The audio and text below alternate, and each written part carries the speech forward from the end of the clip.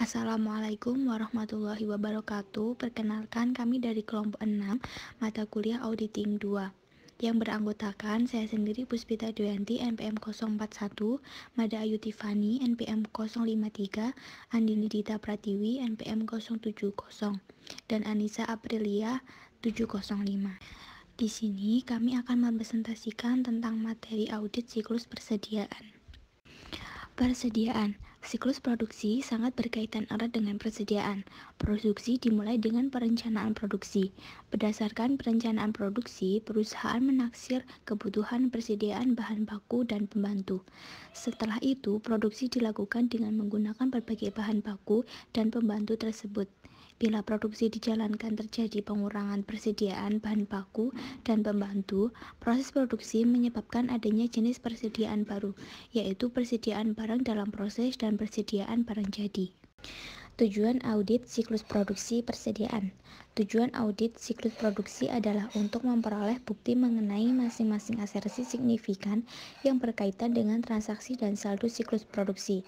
Tujuan audit ditentukan berdasarkan atas kelima kategori asersi laporan keuangan yang dinyatakan oleh manajemen, antara lain asersi keberadaan atau keterjadian. Berkaitan dengan asersi keberadaan atau kejadian, auditor menekankan pada apakah harga pokok produksi yang tercatat menggambarkan berbagai biaya produksi yang benar-benar terjadi selama periode yang bersangkutan.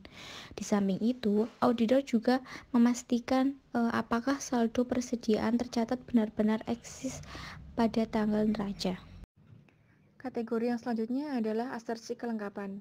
Di asersi kelengkapan ini menekankan pada apakah seluruh biaya produksi yang terjadi dalam suatu periode telah dicatat dan disajikan dalam laporan laba rugi sebagai harga pokok produksi. C. Asersi hak dan kewajiban. Auditor berkaitan dengan asersi ini, berusaha memastikan apakah perusahaan mempunyai hak kepemilikan yang sah atas persediaan yang baik ada di dalam perusahaan maupun ada di dalam pihak ketiga. D. Asersi penilaian dan pengalokasian. Ada 3 rincian tujuannya. Yang pertama yaitu persediaan dinyatakan secara semestinya pada harga pokoknya kecuali apabila harga pasarnya lebih rendah. Kedua, unsur persediaan yang lambat perputarannya, berlebihan, rusak, dan usang yang dimasukkan ke dalam persediaan telah diidentifikasikan. Yang ketiga, apabila terjadi penurunan nilai persediaan harus dikurangi ke harga pokok pengganti atau nilai bersih yang dapat direalisasikan. E. Asersi pelaporan dan pengungkapan. Ada 4 rincian tujuannya. Yang pertama yaitu persediaan digolongkan sebagaimana mestinya ke dalam neraca sebagai aktiva lancar. Yang kedua, berbagai biaya produksi telah tepat dikelompokkan dalam laporan keuangan. Ketiga, adanya pengungkapan dasar atau metode penilaian persediaan yang memadai dan konsisten. 4. Persediaan yang digadaikan atau diungkapkan ke perusahaan lain telah diungkapkan secara memadai. Selanjutnya adalah materialitas. Transaksi-transaksi dalam siklus produksi dan persediaan ini seringkali sangat material bagi perusahaan manufaktur. Banyak rekening individual yang berkaitan dengan siklus produksi yang material seperti biaya tenaga kerja langsung, bahan bakar atau listrik fabrikasi, reparansi dan perbaikan perlengkapan kerja, dan biaya overhead pabrik lain. Berbagai rekening tersebut pada umumnya material, terutama bagi laporan laba rugi melalui harga pokok produksi dan neraca melalui persediaan. Resiko bawaan persediaan. Faktor-faktor yang membuat tingginya resiko bawaan siklus produksi persediaan adalah sebagai berikut. 1. Volume pembelian, produksi, dan transaksi penjualan sangat tinggi, sehingga meningkatkan kemungkinan terjadinya kesalahan. 2. Selalu muncul permasalahan berkaitan dengan identifikasi dan pengukuran biaya-biaya persediaan, seperti bahan pembantu, tenaga kerja, overhead pabrik, biaya bersama, disposisi varians biaya, akuntansi untuk barang rusak, dan isu-isu akuntansi biaya. Berbagai jenis persediaan sering menuntut penggunaan prosedur khusus untuk menentukan kuantitas persediaan. Lokasi penempatan.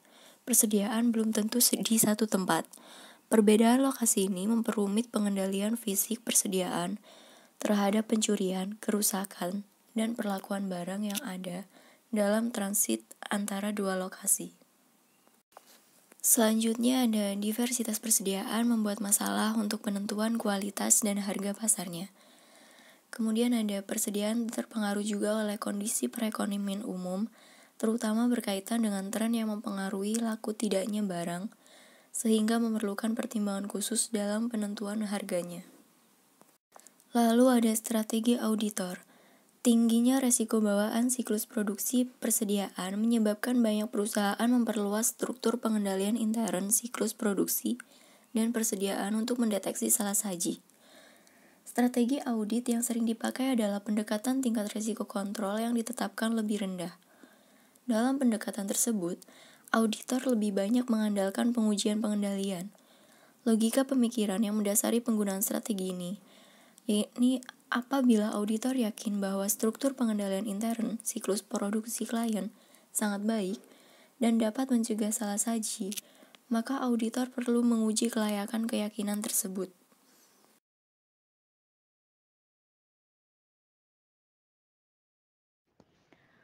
Penafsiran resiko. Resiko dapat timbul atau berubah karena keadaan yang berhubungan dengan siklus produksi seperti A. Perubahan dalam lingkungan produksi. Perubahan dalam lingkungan produksi dapat mengakibatkan perubahan dalam tekanan persaingan dan risiko yang berbeda secara signifikan.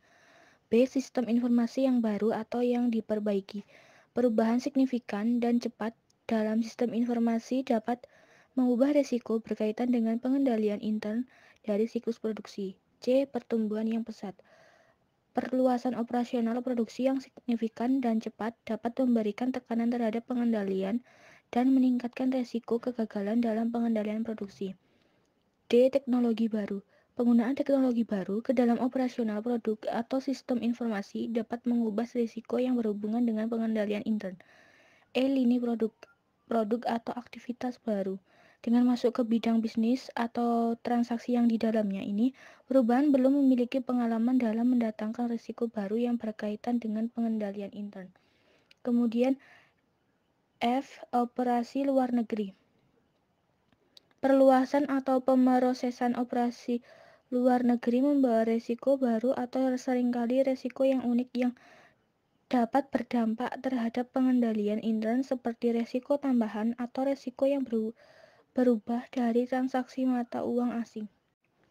Pengujian substantif saldo persediaan. Pengujian substantif saldo persediaan diterapkan atas jenis persediaan, yaitu A. Persediaan bahan baku mencakup juga persediaan bahan baku dan pembantu yang masih dalam perjalanan dari pemasok.